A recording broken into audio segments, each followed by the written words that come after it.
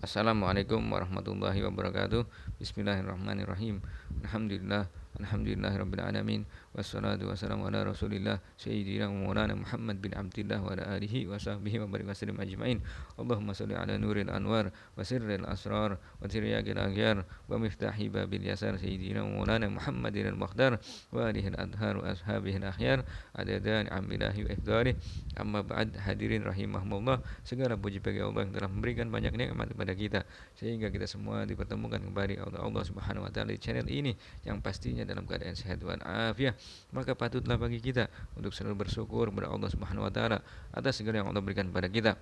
Salawat serta salam semoga selalu tercurah kepada junjungan kita Nabi besar Sayyidina Rasulullah Muhammad sallallahu alaihi wasallam beserta keluarganya, para sahabatnya dan pengikutnya yang masih selalu setia sampai saat ini, dan mudah-mudahan kita semua dijadikan oleh Allah Subhanahu wa taala termasuk ke dalam golongan umat Nabi Muhammad sallallahu alaihi wasallam yang bisa membanggakan beliau. Amin amin ya rabbal alamin.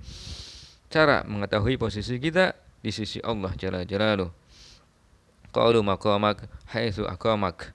Para ulama berkata, kedudukanmu di sisi Allah sesuai dengan di mana engkau sekarang ini di dalam kesibukanmu.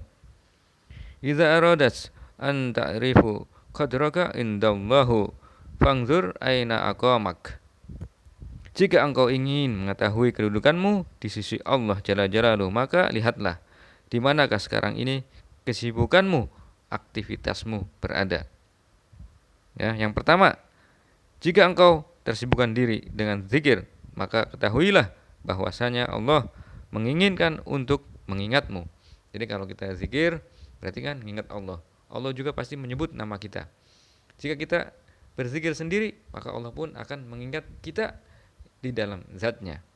Dan ketika kita mengingat Allah rame-rame misalnya di majelis, Allah pun akan mengingat kita, menyebut nama kita di majelis Allah Subhanahu wa taala bersama dengan para malaikatnya yang tentunya lebih mulia daripada majelis kita manusia di sini.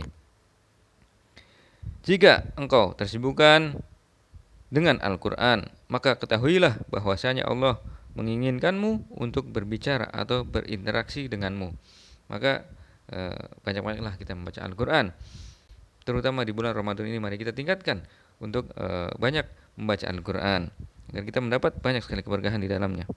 Jika engkau tersibukkan dengan ketaatan-ketaatan, maka ketahuilah bahwasanya Allah mendekatimu.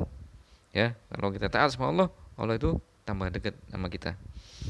Jika engkau tersibukkan dengan dunia, maka ketahuilah bahwasanya Allah menjauhimu. Jadi bukan berarti kita tidak boleh nyari dunia, tapi ada waktunya ya. Misalnya dalam sehari 24 jam, kita bagi 3, 8 jam untuk istirahat, 8 jam untuk nyari dunia, dan 8 jam untuk kita beribadah kepada Allah Subhanahu wa taala. Jika seperti itu, maka imbang. Jika engkau tersibukkan dengan manusia, maka ketahuilah bahwasanya Allah menghinakanmu. Ini juga bukan berarti kita tidak boleh bergaul dengan manusia, tapi kita lihat-lihat. Kalau manusianya yang sekiranya baik, kita jadikan dia sebagai teman.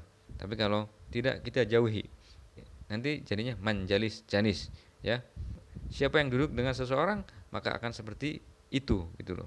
Jadi kita duduk sama ulama, maka kita insya Allah akan ikut baik dengan para ulama. Jika kita duduk dengan para habaib di suatu majelis, maka akan kita mendapat kebaikan-kebaikan di tempat tersebut. Jika kita duduk dengan para pemabuk, maka kita akan terbawa menjadi orang tersebut.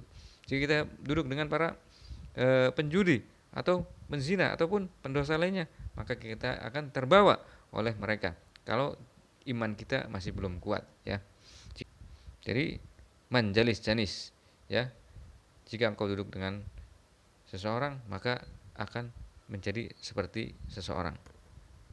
Jika engkau tersibukkan dengan doa, maka ketahuilah bahwasanya Allah menginginkan memberikan sesuatu kepada dirimu. Ya, jadi kalau kita banyak doa, Allah nggak bosan.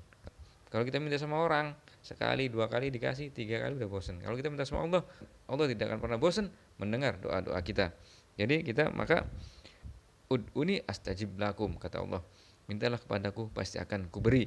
Ya, jadi kita harus yakin sama Allah Subhanahu wa taala bahwa doa-doa kita akan dikabulkan Allah Subhanahu wa taala. Jadi kita harus selalu husnuzon, jangan suudzon kepada Allah Subhanahu wa taala. Kita harus berpikiran baik kepada Allah taala, husnuzon, ya.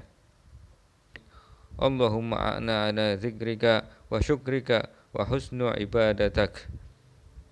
Ya Allah, bantulah kami agar selalu mengingatmu, mensyukurimu, dan agar mampu beribadah kepadamu dengan sebaik-baiknya.